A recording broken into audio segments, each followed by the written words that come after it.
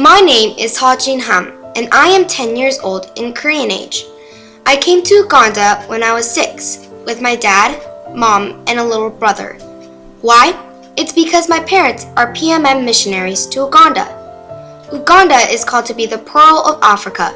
It's full of trees, lakes, and a lot of animals. But also, there aren't many things.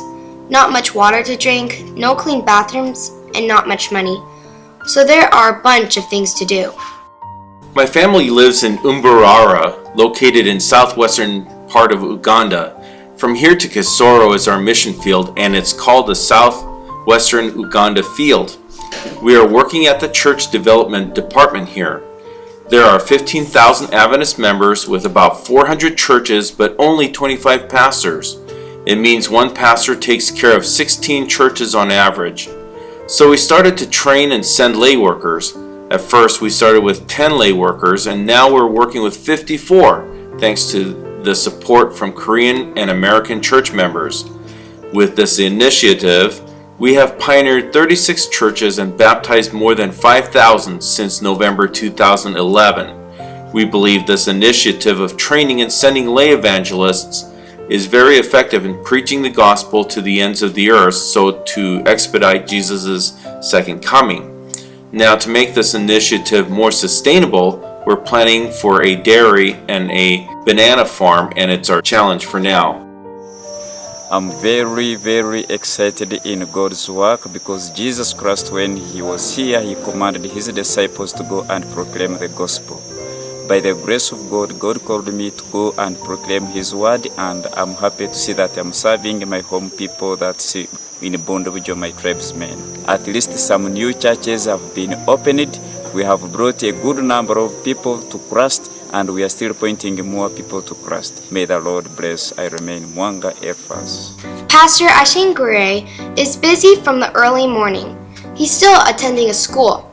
The way he is uniformed somehow looks funny. Mr. John Ashingiri, one of our late evangelists, spends his day a bit differently from other evangelists. He wakes up early in the morning and goes to school 8 kilometers away on bicycle. He's 35 years old now, but a senior. He could not finish school because of family problems and became a lay pastor with a covenant to devote his whole life to God. However, as he met more educated members, he felt desperately the necessity for the education to be a leader and become a student again. So he studies during the daytime and goes back to his original job as a preacher.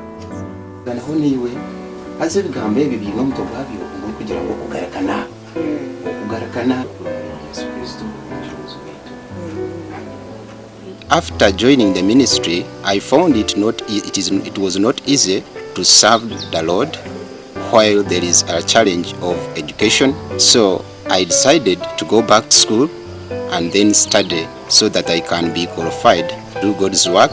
If God's mercy, I'm supposed to go at university. So I pray so that the Lord may guide me and continue studying until I finished. I really thank those ones who supported me in this ministry and those ones who prayed for me so that I may continue serving God in this situation. I go to Mbarara SDA Primary School. My best friend is Naomi. One day, she didn't come to school, and I felt lonely and sad. A few months later, Naomi came back to school. She said her father was sick and had no money for tuition.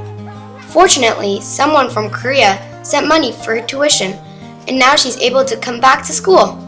I am so happy that she became my best friend again. Ugandans have a high passion for education, and it raises the tuition increasingly. Therefore, paying tuition became the biggest challenge for many people here. It's more serious when it comes to a one-parent family or orphans.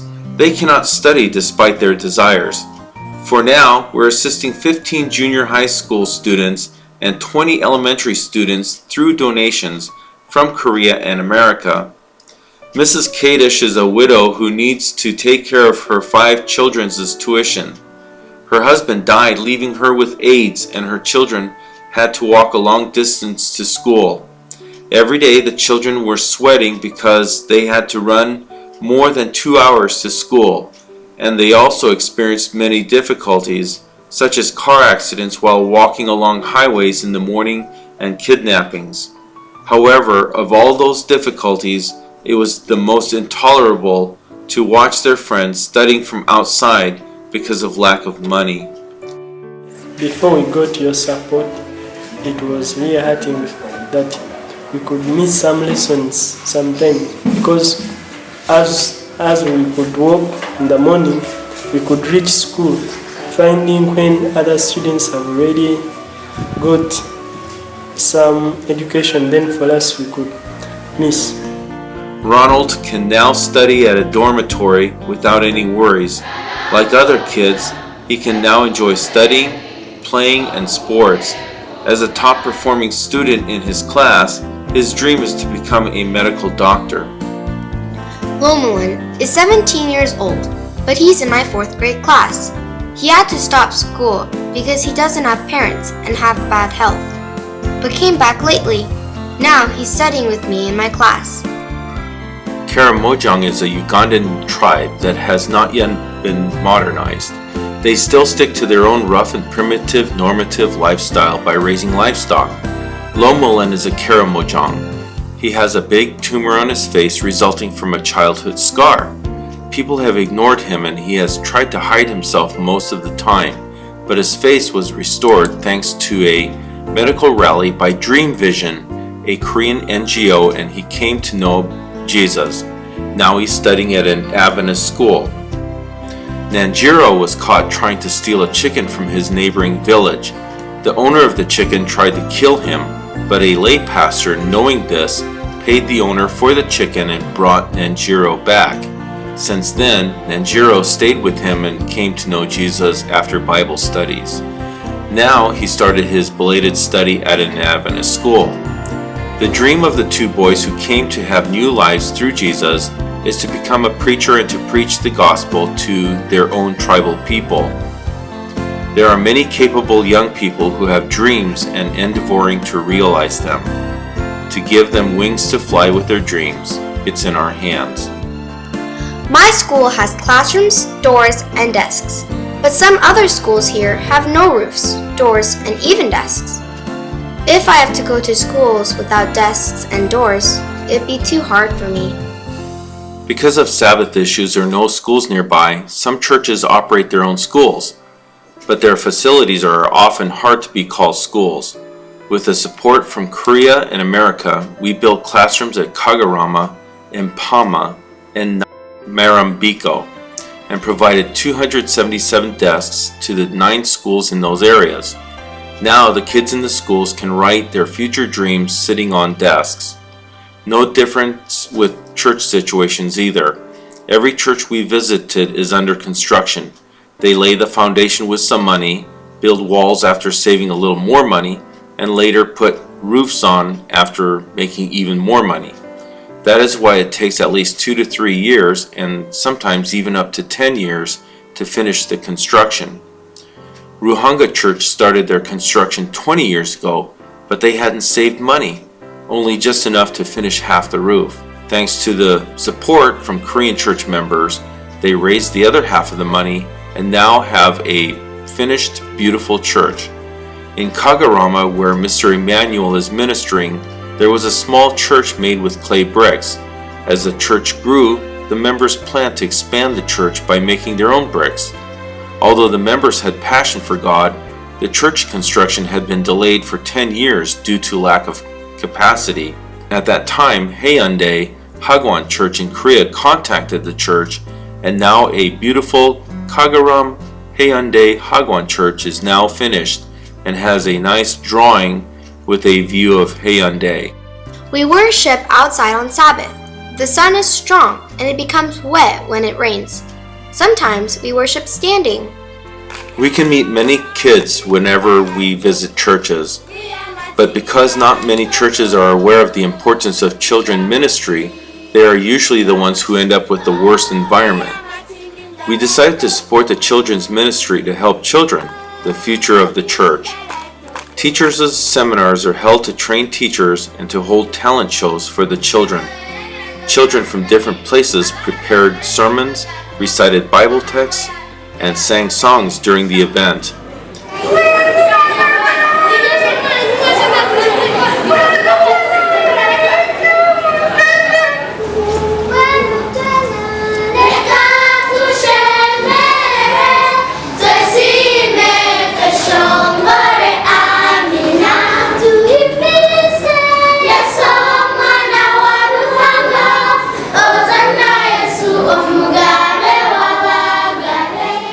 They gathered from far distant places using trucks and vans from early morning to present their very best. It was the first children's event in southwestern Ugandan field.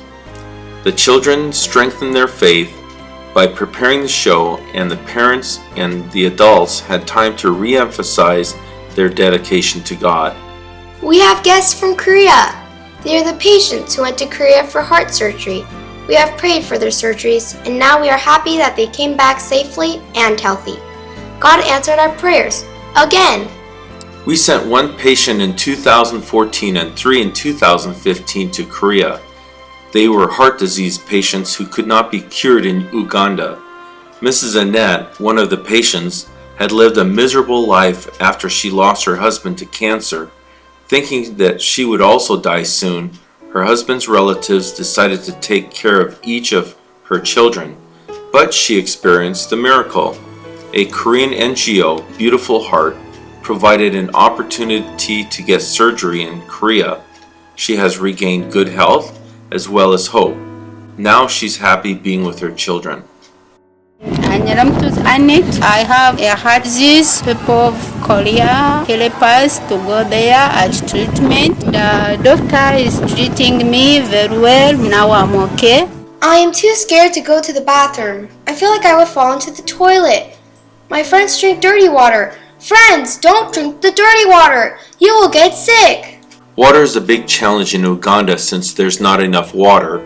Usually it's women and children who fetch the water, but the water source is generally located very far and not clean enough. Sometimes the water source is contaminated and all the village members get sick because of it. We installed a well at Kagarama with the support from a donor. The well is located near the road so that anyone can come to fetch the water easily. Likewise, anyone who seeks Jesus as living water can also meet him. People live earnestly despite all the difficulties in their surroundings. Every lay pastor we are supporting is taking care of 3 to 10 churches. They visit the churches on foot from early morning to evening. It's not easy to climb rough mountains and walk through bushes to make a visit.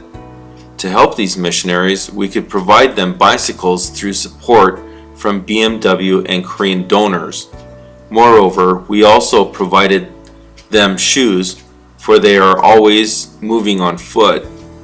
Solar lamps were provided to places where there is no electricity. It was very touching that the missionaries can now read their Bibles at night thanks to the lamps. The missionaries take care of the churches, visit members, and hold evangelical meetings.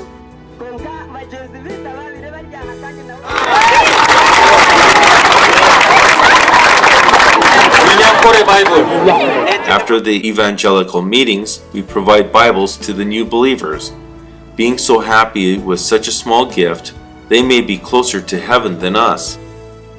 Whenever a car is stuck on the road, crowds of people gather to watch. In those times, we pray and feel safe. The main road systems in Uganda are well paved. However, the churches we're visiting are often located in very remote areas, which makes us a bit nervous to visit. Even those paved roads have many potholes since they are old. It's very dangerous, and in fact, mortality rate from traffic accidents is high. So our prayer visits becomes desperate. We cannot give up the visits despite the bad road conditions. It's because there are people waiting for us. Thankfully, God always leads us and protects us. Sooner or later, Steps to Christ will be printed in the local language. We are also planning to print the translated children's Sabbath school lesson in color. We expect through the books more and more places and people will hear about God's love. There are huge demands for help, and we have so many things to do. However, we know very well it is God who leads our steps in spite of our good plan, like He has guided us into His way. Uganda is a telling story about hope, sharing God's love, and we'd like to invite you to join us.